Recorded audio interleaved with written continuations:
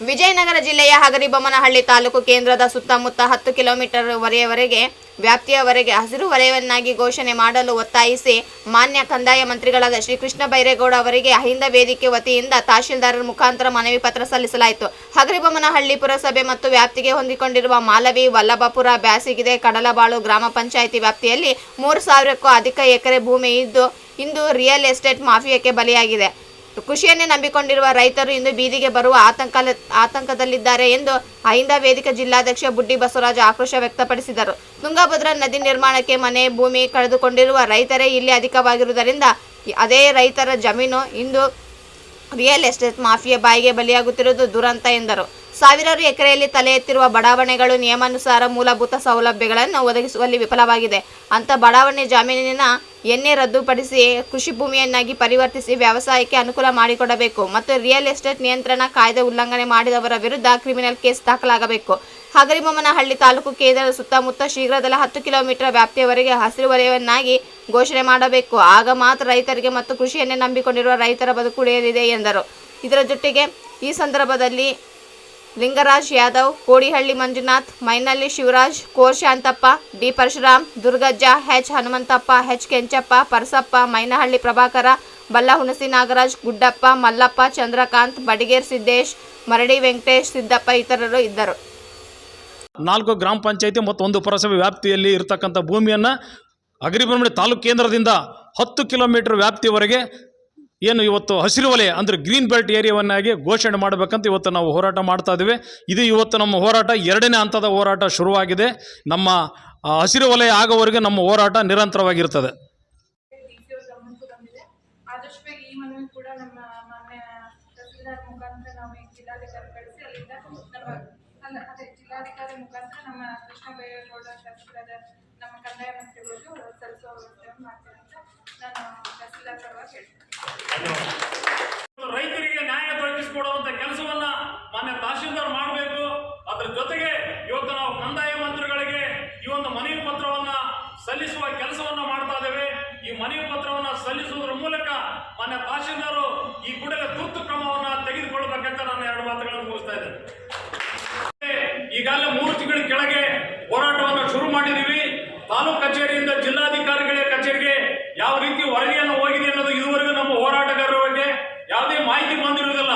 ಆದ್ದರಿಂದ ಈ ಕೂಡಲೇ ಮಾನ್ಯ ತಹಶೀಲ್ದಾರರು ತಮ್ಮ ಹಿರಿಯ ಅಧಿಕಾರಿಗಳೊಂದಿಗೆ ಮಾತನಾಡಿ ಇವತ್ತೇನು ಹಗರಿಬೊಮ್ಮನಹಳ್ಳಿ ನಡೀತಕ್ಕಂಥ ಈ ಒಂದು ರಿಯಲ್ ಎಸ್ಟೇಟ್ ಮಾಫಿಯಾಕ್ಕೆ ಕಡಿವಾಣ ಹಾಕಬೇಕು. ಇವತ್ತೇನು ತುಂಗಭದ್ರಾ ನದಿ ಕಟ್ಟುವಾಗ 100 ಎಕರೆ ಭೂಮಿಯನ್ನು ಕಳೆದುಕೊಂಡು ಬಂದಿರತಕ್ಕಂಥ ರೈತರು ಇಲ್ಲಿ ಇದ್ದಾರೆ. ಅಂತ ರೈತರಿಗೆ ವಂಚನೆ ಆಗ್ತಾ ಇದೆ. ಇವತ್ತು ಡ್ಯಾಮ್ ಕಟ್ಟಲಿಕ್ಕೆ ಮನೆ ಕಳ್ಕೊಂಡ್ರು, ಹೊಲ ಕಳ್ಕೊಂಡ್ರು. ಆದ್ರೆ ಇಲ್ಲಿ ರಿಯಲ್ ಎಸ್ಟೇಟ್ ಮಾಫಿಯಾಕ್ಕೆ ಇವತ್ತು ಮತ್ತೆ ಹೊಲ ಕಳ್ಕೊಂಡು ಮತ್ತೆಲ್ಲ ಹೋಗ್ಬೇಕು ನಮ್ಮ ರೈತರು. ಆದ್ದರಿಂದ ಈ ಕೂಡಲೇ ಇದಕ್ಕೊಂದು ಕಡಿವಾಣ ಹಾಕಬೇಕು. ನಮಗೆ ಬಂದಿರತಕ್ಕಂಥ ಮಾಹಿತಿ ಪ್ರಕಾರ ಸುಮಾರು 3,600 ಎಕರೆ ಇವತ್ತು ಹಗರಿಬೊಮ್ಮನಹಳ್ಳಿ ಸುತ್ತ ಇವತ್ತು ಕೃಷಿ ಭೂಮಿ ಕೃಷಿಯೇತರಾಗಿ ಮಾರ್ಪಟ್ಟಿದೆ. ಇವತ್ತು ಜನಸಂಖ್ಯೆಗೆ ಅನುಗುಣವಾಗಿ ನೋಡಿದ್ರೆ ಸುಮಾರು 1,000 ಎಕರೆ ಮಾತ್ರ ಇವತ್ತು ಕೃಷಿ ಭೂಮಿಯನ್ನು ಕೃಷಿಯೇತರ ಭೂಮಿಯನ್ನಾಗಿ ಪರಿವರ್ತನೆ. ಕೆಲವೇ ದಿನಗಳಲ್ಲಿ ರೈತರು ಬೇರೆಯವರ ಮನೆಯಲ್ಲಿ ಕೆಲಸ ಮಾಡುವಂತ ಸ್ಥಿತಿಯನ್ನ ನಿರ್ಮಾಣ ಮಾಡುವಂತ ಕೆಲಸವನ್ನ ಇವತ್ತು ಆ ರಿಯಲ್ ಎಸ್ಟೇಟ್ ಕೊಳಗಳು ಮಾಡ್ತಾ ಇದ್ದಾರೆ. ಅದ್ರ ಜೊತೆಗೆ ಈಗಾಗಲೇ ಏನು ಸುಮಾರು 35,000 ನಿವೇಶನಗಳಿದಾವೆ. ಕೃಷಿ ಭೂಮಿಯನ್ನ ಕೃಷಿಯೇತರ ಭೂಮಿಯನ್ನಾಗಿ ಮಾಡಿಕೊಂಡು ಸುಮಾರು 5 ರಿಂದ 6 ವರ್ಷಗಳು ಕಳೆದಿವೆ. ಯಾವುದೇ ಸೌಲಭ್ಯಗಳಿಲ್ಲ. ಇವತ್ತು ನಿಯಮಾನುಸಾರ ರಸ್ತೆ ಆಗಬೇಕು, ಚರಂಡಿ ಆಗಬೇಕು, ವಿದ್ಯುತ್ ದೀಪ ಆಗಬೇಕು, ಕುಡಿಯೋ ನೀರು ಆಗಬೇಕು. ಆದ್ರೆ ಯಾವುದೇ ಸೌಲಭ್ಯಗಳನ್ನ ಮೂಲಭೂತ ಸೌಲಭ್ಯಗಳನ್ನ ಒದಗಿಸಿ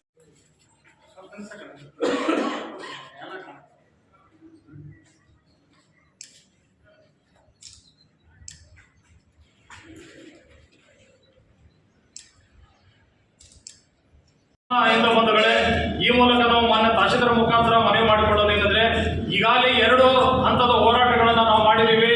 ಸುಮಾರು 4 ಗ್ರಾಮ ಪಂಚಾಯಿತಿಯಲ್ಲಿ 22 ಹಳ್ಳಿಗಳಲ್ಲಿ ಕೃಷಿ ಭೂಮಿಯನ್ನು ಉಳಿಸೋದ್ರ ಬಗ್ಗೆ ಒಂದು ಜಾಗೃತಿ ಕಾರ್ಯಕ್ರಮ ಕೂಡ ನಾವು ನಮ್ಮ ಕೃಷಿ ಭೂಮಿ ಉಳಿಗಾಗಿ ನಾವು ಎನ್ನುವಂತಹ ಸಂಘಟನೆಯಿಂದ ಹಮ್ಮಿಕೊಂಡು ರೈತರಲ್ಲಿ ವಿಶೇಷವಾಗಿರ್ತಕ್ಕಂಥ ಕಾರ್ಯಕ್ರಮವನ್ನು ಮಾಡಿ ಜಾಗೃತಿಯನ್ನು ಮೂಡಿಸಿದ್ದೇವೆ. ಆದ್ದರಿಂದ ಇವತ್ತು ಕಂದಾಯ ಇಲಾಖೆಯಲ್ಲಿ ಒಂದು ನಿಯಮ ಇದೆ.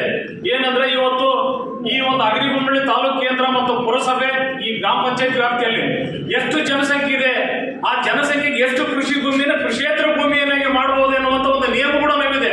ಆ ನಿಯಮ ಉಲ್ಲಂಘನೆ ಆಗುವುದರ ಮೂಲಕ ಇವತ್ತು ಆತ್ಮೀಯ ಎಲ್ಲ ನಮ್ಮ ಅಗ್ರಿ ಬೊಮ್ಮನಹಳ್ಳಿಯ ರೈತ ಬಂಧುಗಳೇ, ಈ ದಿವಸ ನಾವು ಮಾನ್ಯ ತಹಶೀಲ್ದಾರ್ ಮುಖಾಂತರ ಒಂದು ಮನವಿ ಪತ್ರವನ್ನು ಮಾನ್ಯ ಕಂದಾಯ ಮಂತ್ರಿಗಳಾಗಿರ್ತಕ್ಕಂಥ ಶ್ರೀ ಕೃಷ್ಣ ಬೈರೇಗೌಡರವರಿಗೆ ತಹಶೀಲ್ದಾರ್ ಮುಖಾಂತರ ಒಂದು ಮನವಿ ಪತ್ರವನ್ನು ಕೊಡ್ತಾ ಇದ್ವಿ.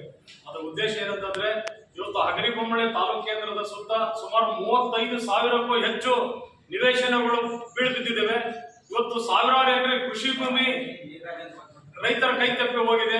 ಆ ಕೃಷಿ ಭೂಮಿಯನ್ನು ಉಳಿಸ್ಬೇಕನ್ನುವಂತ ಈ ಒಂದು ಹೋರಾಟದಲ್ಲಿ ಭಾಗವಹಿಸಿರ್ತಕ್ಕಂಥ ನಮ್ಮ ಲಿಂಗರಾಜ್ ರವರೇ, ಮಂಜುನಾಥ್ ರವರೇ, ನಮ್ಮ ನಾಗರಾಜ್ ರವರೇ, ಪ್ರಭಾಕರ್ ರವರೇ, ಹನುಮಂತರವರೇ, ಶಿವರಾಜ್ ರವರೇ ಮತ್ತು ಕೆಂಚಪ್ಪನವರೇ ಹಾಗೂ ನಮ್ಮ ಶಾಂತಪ್ಪನವರೇ, ನಮ್ಮ ಗುರುಸಪ್ಪನವರೇ, ಹನುಮಂತಣ್ಣನವರೇ, ಇನ್ನೊಬ್ಬ ಹನುಮಂತಣ್ಣನವರೇ ಹಾಗೂ ನಮ್ಮ ರಾಮಣ್ಣವರೇ ಮತ್ತು ಪರಶುರಾಮ್ ರವರೇ, ನಾಗರಾಜ್ ರವರೇ, ಸಿದ್ದೇಶ್ ರವರೇ, ನಮ್ಮ ಗುಡ್ಡಪ್ಪನವರೇ, ಸಂತೋಷ್ ರವರೇ, ದುರ್ಗಜ್ ರವರೇ ಹಾಗೂ ರಾಮಪ್ಪನವರೇ ಹಗರಿಬೊಮ್ಮನಹಳ್ಳಿ ತಾಲೂಕಿನ ಸುತ್ತಮುತ್ತ 10 ಕಿಲೋಮೀಟರ್ ಅವಧಿಗೆ ಕೃಷಿ ವಲಯವನ್ನಾಗಿ ಘೋಷಿಸಿ ಕೃಷಿ ಭೂಮಿಯನ್ನು ಮತ್ತು ಕೃಷಿಕರನ್ನು ಉಳಿಸುವ ಬಗ್ಗೆ ನಿರ್ಗಮನ ವಿಷಯಕ್ಕೆ ಸಂಬಂಧಿಸಿದಂತೆ ವಿಜಯನಗರ ಜಿಲ್ಲೆ ಹಗರಿಬೊಮ್ಮನಹಳ್ಳಿ ತಾಲೂಕು ರೈತಪರ ನಾಗರಿಕರ ಪರವಾದ ವೇದಿಕೆಯಿಂದ ಈ ಮೂಲಕ ತಮ್ಮಲ್ಲಿ ವಿನಂತಿಸಿಕೊಳ್ಳುವುದೇನೆಂದರೆ, ಹಗರಿಬೊಮ್ಮನಹಳ್ಳಿ ತಾಲೂಕಿನ ಸುತ್ತಮುತ್ತ ಸಾವಿರಾರು ಎಕರೆ ಕೃಷಿ ಭೂಮಿ ನಾಶವಾಗಿರುತ್ತದೆ. ಕೃಷಿಯನ್ನೇ ನಂಬಿಕೊಂಡು ರೈತರು